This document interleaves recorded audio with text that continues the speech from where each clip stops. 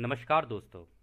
Law of one सत्र पहला, जनवरी 15, 1981। दोस्तों, पहले इस सत्र में आगे बढ़ने से हम आपको यह बताना चाहते हैं कि इस किताब में दी गई जितनी भी सूचनाएं हैं, या तो आप उन्हें मान सकते हैं, या नज़रअंदाज कर सकते हैं, या सिरे से बिल्कुल खारिज कर सकते हैं, क्योंकि यह आपकी फ्री विल यानी आपकी आज़ादी के कानून के अंदर आता है, जो कि उस अनंत रचयिता के द्वारा आपको दी गई है। तो अब हम आगे बढ़ते हैं। दोस्तों, इससे पहले हम इस किताब को आपको बताना शुरू करें या इसमें लिखी हुई सूचनाएं आपको देना शुरू करें, हम आपको बताना चाहेंगे कि इस किताब को करते हुए जगह जगह रा ने कार्ला को, क्योंकि वह ध्यान अवस्था में थी या कह लीजिए समाधि की अवस्था में थी, तो उसको यंत्र बोला है। अब उसको यंत्र इसलिए बोला है क्योंकि जब भी कोई व्यक्ति समाधि की अवस्था में चला जाता है तो उसका शरीर, उसकी आत्मा और उसका दिमाग एक यंत्र की तरह काम करने लग जाते हैं, और वो जितनी भी सूचनाएं इस ब्रह्मांड के अंदर हैं उनमें से कोई भी सूचना जो वो चाहें निकाल कर ला सकते हैं। तो यहां पर जब भी रा कार्ला को यंत्र बोले तो आप समझ जाना वहां पर कार्ला की ही बात हो रही है। तो शुरुआत ऐसे करते हैं कि रा कार्ला के द्वारा बोलते हैं कि हम रा हैं, हमने पहले इस यंत्र से बात नहीं की है, हमें इंतज़ार करना पड़ेगा जब तक कार्ला की कंपन हमारी कंपन से ना मेल खा जाए, क्योंकि हम बहुत ही पतली कंपन से बात कर रहे हैं। अच्छा दोस्तों, यहाँ पर ये जो कंपन बोल रहे हैं, कंपन का मतलब होता है अंग्रेजी में फ्रीक्वेंसी। अब जैसे आप रेडियो चलाते हैं, रेडियो को अगर आपको मान लो किसी एक चैनल पे चलाना है तो आप 105 पे करोगे, 104 पे करोगे, 108 पे करोगे, 18, तो जिस भी उस पे करोगे आप, वो उसकी एक पर्टिकुलर फ्रीक्वेंसी होती है जिस पर वो चलता है, जिस पर से वो आवाज़ आएगी। यहाँ पर रा बोल रहे हैं कि हम बहुत ही पतली कंपनता से बात कर रहे हैं, यानी वो जिस फ्रीक्वेंसी से बात कर रहे हैं वो इतनी सूक्ष्म है, इतनी सूक्ष्म है कि एक रेडियो, एक टीवी या कोई भी यंत्र उसको पकड़ नहीं सकता। उसको केवल पकड़ने का एक ही तरीका है कि आप समाधि की अवस्था में हो, यानी ध्यान की अवस्था में हो, तो ही वो कंपनता मेल खा सकती है किसी और की कंपनता से जिससे आपको सूचनाएं प्राप्त करनी है। तो वो आगे कहते हैं, हम आपका स्वागत अपने अनंत रचयिता के प्रेम और रोशनी में करते हैं। हमने आपके समूह को देखा है, हमने आपके समूह में बुलाया भी गया है, क्योंकि आपको विभिन्न अनुभव लेने हैं जो कि काफ़ी भीषण ध्यान अवस्था में आकर की जाती है, ताकि आप अपने शरीर, दिमाग और आत्मा के मायाजाल को समझ सकें, जिसको आप सत्य की खोज कहते हैं। ये बातें जैसी थी वैसी ही हैं, बस हम इसे अलग तरीके से बता रहे हैं। हम एक ग्रहों के महासंघ से हैं जो अनंत रचयिता की सेवा में काम करता है, और एक महत्वपूर्ण बात कहता है कि सभी चीज़ें, सभी जिंदगियां, सभी रचनाएं और संरचनाएं उस अनंत रचयिता के एक असली सोच का हिस्सा है। वह कौन सी सोच थी जो कि अनंत रचयिता की असली सोच का हिस्सा थी?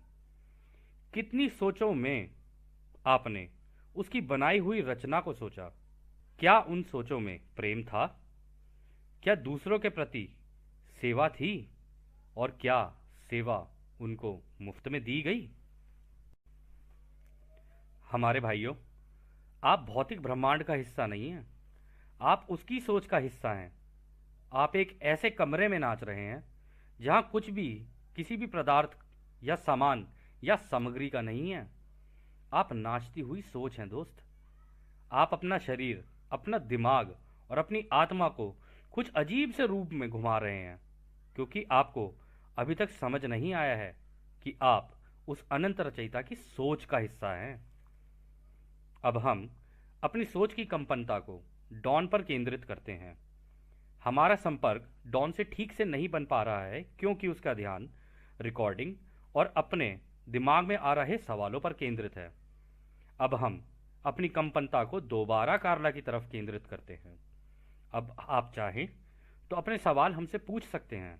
हम आपका स्वागत दोबारा उस अनंत रचयिता के प्रेम और रोशनी में करते हैं। तो दोस्तों, यहां से फिर डॉन सवाल करना शुरू करते हैं। डॉन कहते हैं, हमें लगता है कि इस ग्रहों के महासंघ का कोई ज़रूरी उद्देश्य है। अगर यह सही है तो क्या हम जान सकते हैं कि वह उद्देश्य क्या है? तो रा कहते हैं, दोस्त, हमारी भी एक जगह है। हम ना तो प्रेम की घनत्वता के हैं और ना ही रोशनी की घनत्वता के हैं। हम वो हैं जो एक के ज्ञान की दुनिया में रहते हैं। हमारे यहाँ सभी विभाजन खत्म हो चुके हैं, सारी मुश्किलें आसान हो चुकी हैं, सारे विरोधाभासों का ज्ञान या उपाय है। हम सब एक हैं, यही हमारी प्रकृति है और यही हमारा उद्देश्य है। दोस्तों, यहां पर इन्होंने एक शब्द का इस्तेमाल किया, घनत्वता। घनत्वता किसको कहते हैं? घनत्वता कहते हैं कि जैसे आप अपने शरीर को छुएं तो वो कितना ठोस है, इससे उसकी घनत्वता का पता चलता है। और घनत्वता सोच की भी होती है कि आपकी सोच किस प्रकार की है।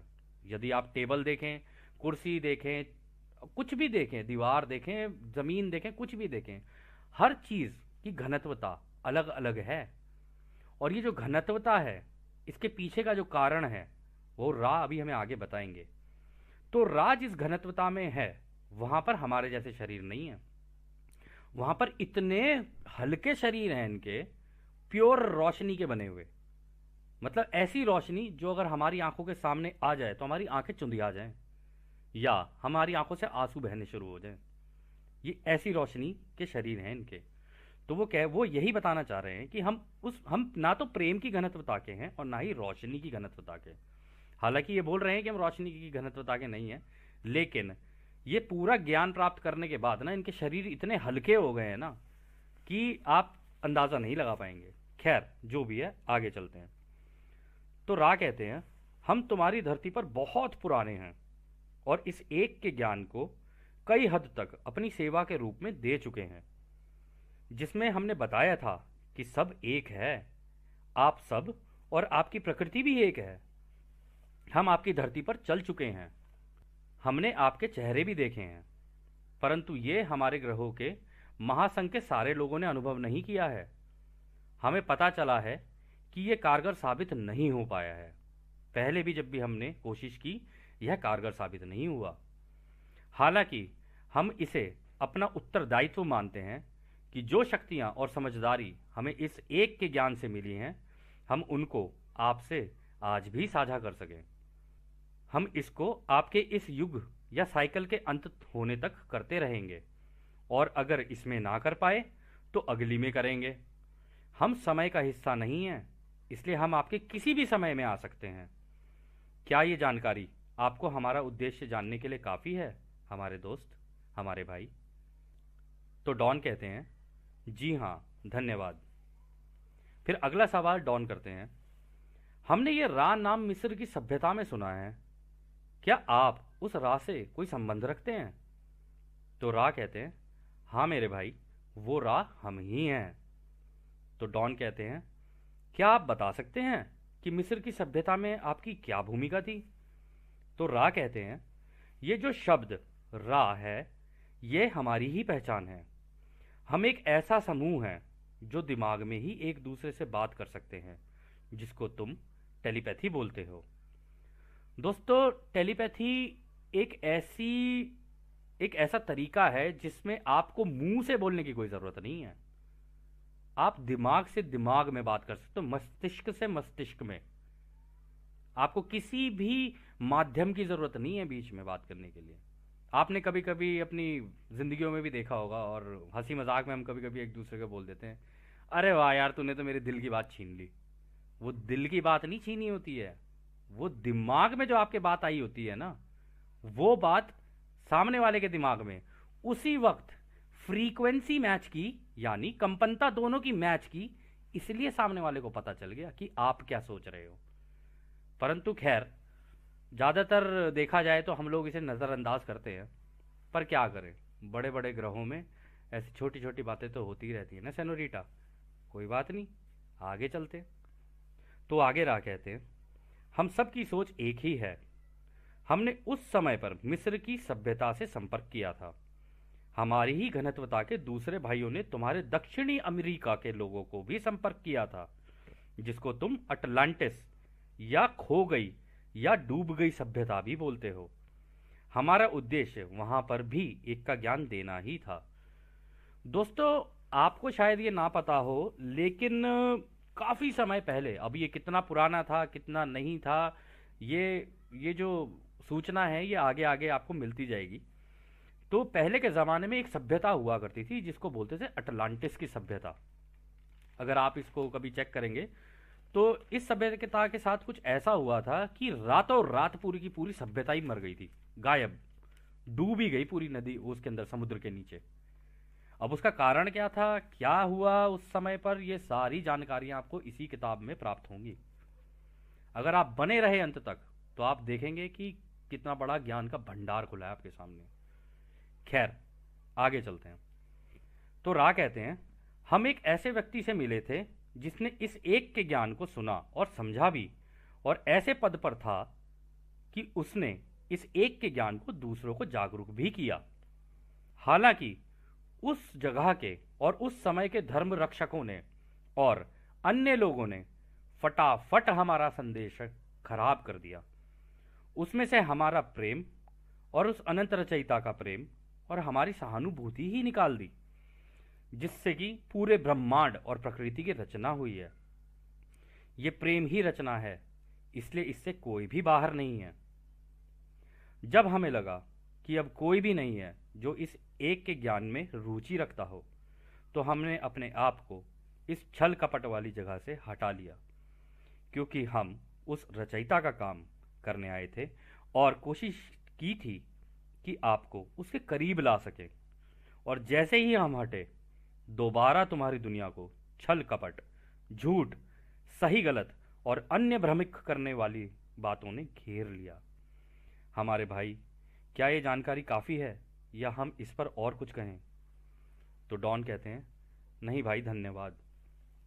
तो डॉन अगला सवाल करते हैं, परंतु वह सवाल रिकॉर्ड नहीं हो पाया था, तो इस किताब में पता नहीं चल पाया कि असलियत में वो सवाल है क्या।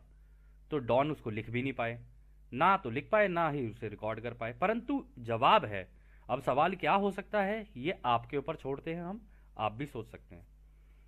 तो रा कहते हैं, भाई ये सोच सको तो सोचना, ब्रह्मांड अनंत है। ये सत्य है या असत्य है वह जानकारी का विषय है, परंतु हम आपको आश्वासन देते हैं कि आपका, आपके अनुभवों का और आपकी समझ का कोई अंत नहीं है। इसी को आप सत्य की खोज कहते हो।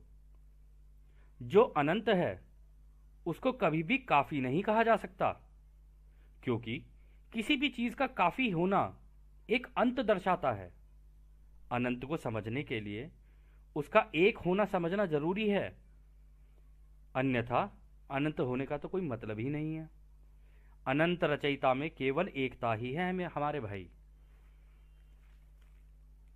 तुमने इसके साधारण उदाहरण देखे हैं।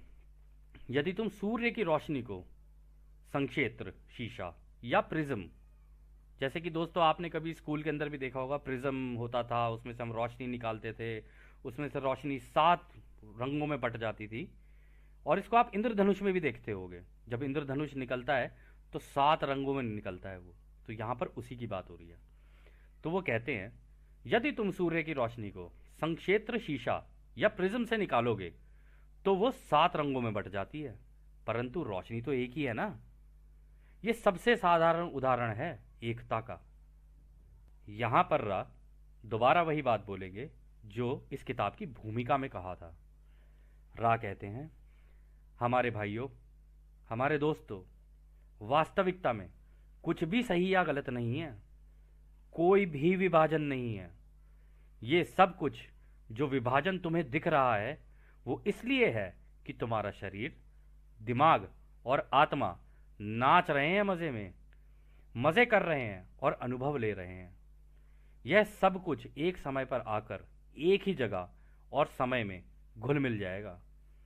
ये विभाजन बिल्कुल भी जरूरी नहीं है। ये तो तुम सबका खुद का चुना हुआ है, एक बहाना है उस रचयिता की उस एक सोच को जानने के लिए जिसने इन सब को बांध रखा है। तुम एक जैसी बातें नहीं करते हो, तुम एक जैसे लोग और चीजें भी नहीं हो। तुम ये सब चीजें हो हमारे भाई। तुम सब जिंदगियां हो, हर भावना हो, हर घटना हो, हर परिस्थिति हो। तुम एक या एकता हो, तुम अनंत हो, तुम प्यार रोशनी और रोशनी प्यार हो। तुम हो हमारे भाई, तुम। यही है एक का ज्ञान। तो डॉन कहते हैं, रा भाई, दिल से धन्यवाद। अगला सवाल डॉन करते हैं, अब क्या हमें बता सकते हैं कि हमारी धरती पर क्या बदलाव होने वाले हैं? रा कहते हैं, ये जो बदलाव आने वाले हैं इसका हमारे लिए कोई महत्व नहीं है। हमें इसकी चिंता ही नहीं है कि स्थितियां कैसी होंगी कटाई के वक्त। अच्छा दोस्तों, आप ये सोच रहे होगे कटाई के वक्त, अरे किसकी कटाई हो रही है? कुछ समझ नहीं आ रही कहानी। दोस्तों, कटाई का मतलब अंग्रेजी में से हार्वेस्ट बोलते हैं। जब भी किसी युग की अंत होती है, जब भी कोई युग अंत होते जाता है, तो एक हार्वेस्ट होती है, जो कि हार्वेस्ट मतलब कटाई होती है।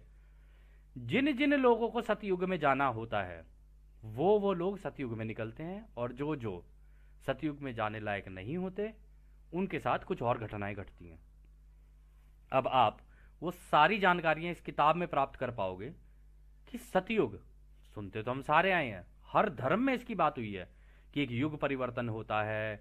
अच्छा, इसमें ऐसा होता है, इसमें वैसा होता है, कहानियां हम सब ने सुनी है, लेकिन ज्ञान किसी को नहीं है कि उसके अंदर जाना कैसे होता है, तरीका क्या है। तो यह किताब आपकी पूरी मदद करेगी कि उसमें जाना कैसे है। सतयुग बोल देने से सतयुग नहीं मिल जाता है, सतयुग मान लेने से सतयुग नहीं मिल जाता है। सतयुग में जाने के लिए कर्म भी करना पड़ता है वैसा। और इस किताब में दिए गए तरीके वो हैं जिससे कोई भी सतयुग में जा सकता है। यह उसकी खुद की इच्छा पर आधारित है। तो अगला सवाल डॉन कहते हैं, क्या कुछ ऐसा किया जा सकता है कि इस धरती के लोगों की सोच को बढ़ाया जा सके इस एक के ज्ञान से, या हम ये अपने ही स्तर पर सोच रहे हैं?